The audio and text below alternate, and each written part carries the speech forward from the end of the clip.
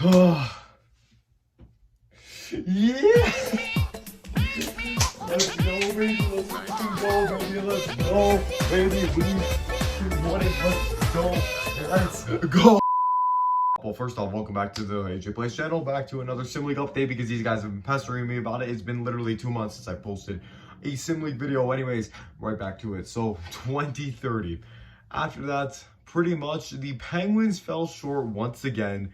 It was the Magic who ended up making the playoffs. The Pens beat them in the ALDS. Preds took care of business in the ALCS, and the Penguins were left reeling once again. On the other side, the Mallards were pretty much forced into a rebuild. The Diamondbacks and Eagles were pretty much competing for that #1 spot, and the Eagles ended up taking it, and the Diamondbacks just decided at that point, blow it up. Evan Quinn, Drew Davis, Jimmy Norb, Chaz Rowan, the whole core was gone, and they just decided, you know what, let's start a new era. Finally won a championship in 2029 with said core, so they just decided, let's run it back, let's just try something new. Pacific Predators, Eastern Eagles in the World Series. This is the Pacific Predators team that was 5-5, like everybody was a 5-star rating across the board. 4-1 win for the Pacific Predators, and that core finally gets a championship after being elite for like 2 seasons now. So they finally end up going ahead and taking home a championship, their first one since 2022. A few key changes that happened heading into the 2031 season involved the ownership of the Southern Sharks.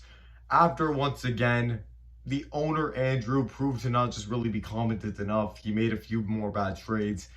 We just decided, you know what, Madigan especially, the owners took a vote and mainly voted, let's have someone else step in. Carter Ferris looked like the prime guy at the time. Meanwhile, as for other teams around the league, the Midwest Mallards all of a sudden started grabbing assets and became a solid force again. D-backs started blowing it up. Eagles were planning on running it back. And the Gators... So, funny story for what happened with the Gators here. Gators owner Mr. Beats decided to go ahead and start building. You know what? He went all in with pretty much a 2-3 at best season window. It did not look that pretty. Now, he went in. He got Drew Davis and Zach Whalen. Keep in mind, these guys were like aged 29 to 30. Your Sim League, your prime Sim League days ended at around 31, 32. So, long story short, though, when he saw Madigan and the Mallards were pretty much contending, that kind of left him in a very unmotivated state, and he pretty much just quit on the Gators. He really just quit on the Gators after building that team right there. Therefore, Noah was given back the Gators. And as for the Atlantic Astros, again, you know what? Another year, another bit of rebuilding, but they do have a lot of pieces, a lot of prospects everywhere that, you know what? At least a few of these guys are going to be surefire hits that come out and go ahead and get the job done. In the AL, the Western Wildcats and Coastal Cobras stayed pat, and the Wildcats ended up making a little bit more of a surge toward the playoffs, while the Cobras stayed in a pretty mediocre spot but gained more assets to contend in the future seasons. The Magic ended up trading away their #1 hitter in Pascal Mugiaka over to the Eastern Eagles, who were trying to really contend this season, and therefore Quinn Razor was no longer a problem. However, Magic were pretty shit. Let's just leave it like that. The Oceanic Otters, Pounders really just went a little all in per se, and he really had no like fantastic assets of value. I think he really undersold, but Byron Axel, 5-star, was traded away to, of all teams, the Pacific Predators, who literally just got better. And they drafted Carson Patel, and he now became the franchise face for the Otters after the Preds ended up getting Byron Axel. So that was a trade that a lot of people were a little bit confused by. We're making the Preds an even more stacked team, and me personally, I was pissed because the Pens came in here and ended up getting Greg Moss to round out the 3 in the lineup. That kind of pissed me off a little bit because I went ahead and already acquired Greg Moss for the Penguins to round out the 3 spot in the lineup.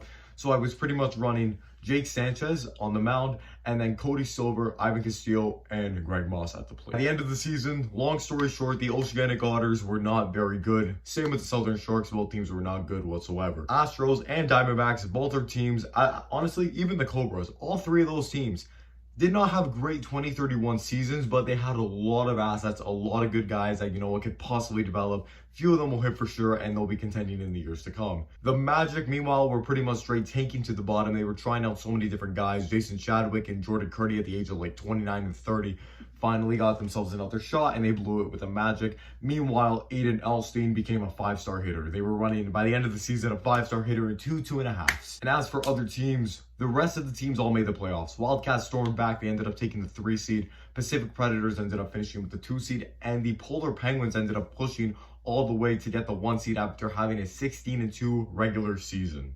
It was their time. If they didn't get it done that season, listen, if we didn't get past the ALCS that season, I was minutes away from blowing up the damn team. Let's just put it like that. It was bad. On the NL side, the Gators ended up taking the 3 seed, and the Eagles barely got edged out by the Mallards for the number 1 seed. Eagles ended up taking the NLDS pretty easily, but the Wildcats pulled off the most insane upset we've ever seen in Sim League history, and the best part was the owner, Jace. He didn't even see it happening. He was so focused on the Premier League, or I believe it was the Premier League, that he didn't even notice his team was playing and that he upset probably one of the biggest dynasties in the league. The Western Wildcats had a date booked with the Polar Penguins in 2031. The Penguins finally get over the hump off of an Ivan Castillo home run, 3-0 sweep, and they're off to the World Series. Finally, I was ready to lose it right there, but the job was not done. We had 4 more wins to get. And who would that be against? It would actually be against the Eagles. The Mallards ends up going down with a team of Daniel Schultz, Evan Quinn, Nathan Cohen, Jimmy No. Like, they had a stacked unit of guys. Ashton Phoenix, like, bro, they had just a dynasty. I don't know who let that happen. Eagles, Penguins. This is a rivalry that dates back to like 2025. We did an Edwin Noel and Dallas Allen swap that had a lot of other details, but that also gave me the pick that landed me Ivan Castillo. I also made a pretty poor trade with him in 2026. There was a whole pick protection situation in 2027 that almost resulted in Hammer quitting Sim League. I convinced him to stay. And there have just been a lot of back and forths in the series that the Eagles and Penguins have played with each other. So to set up a World Series for 2 teams that have not won anything in the Sim League, no World Series for either team, it was just beautiful. It was like a script was writing itself. You know what? After 7 years for the Penguins and after so many years of troubles and torment for the Eagles, this kind of matchup was something that the Sim League needed to keep some kind of parity in it. Ivan Castillo hits a home run in Game 1 to give the Polar Penguins a 1-0 lead. Castor Nathan responds with a 3-run homer of his own, and it's a 1-1 series tie. Greg Moss hits the ultimate grand slam in Game number 3, goes from 3-0 Eagles to 4-3 Penguins with 1 out left in the bottom of the 3rd.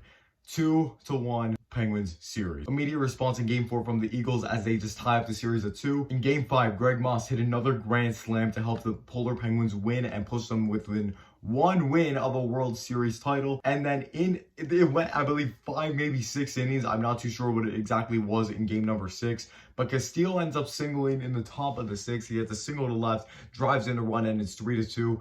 A lot of strategy went into that series, and big props to both Hammer and Beats for their dedication and, you know, paying attention and making the right calls at the right times. But Jake Sanchez shuts the door, and the Polar Penguins, after so many years, finally win the World Series. It's unbelievable. They finally got her done. The MLW Sim League is booming. It's better than ever. We have guys joining teams left and right. Brand new faces taking on GM, AGM roles. You know what? Again, the community is getting really involved now. Guys, go ahead and join up in the link down below. There's still a few GM slots open if anybody wants to join and, you know, really participate. As for other teams around the league, the Cobras now are truly contending after a very solid draft in Adi Mugiaka. The Magic acquired their equivalent of Jesus Christ in Maddox Coleman. Both the D-backs and the Astros look like they're going to be surging teams, and the AL has now become a complete dogfight. There's no team that's definitely going to dominate anybody else. No more sweeps in this league anymore. It has finally become competitive once again. This Sim League season is going to be the best time for anybody new to join because it is going to be fun all the way through. I'm going to be telling you that now. That's only when Madigan sims games because apparently the PBL is his baby now. But anyways, I'm not going to go into that. Anyways, on that note, that's going to be it for this Sim League video. The Penguins finally won something, and I am thrilled over that. Thank you guys so much for watching this video. Madigan, you finally got your Sim League video. Boys, you finally got your Sim League video. Thank you guys so much for watching this one. I'm going to see you guys all next time. Peace out, y'all.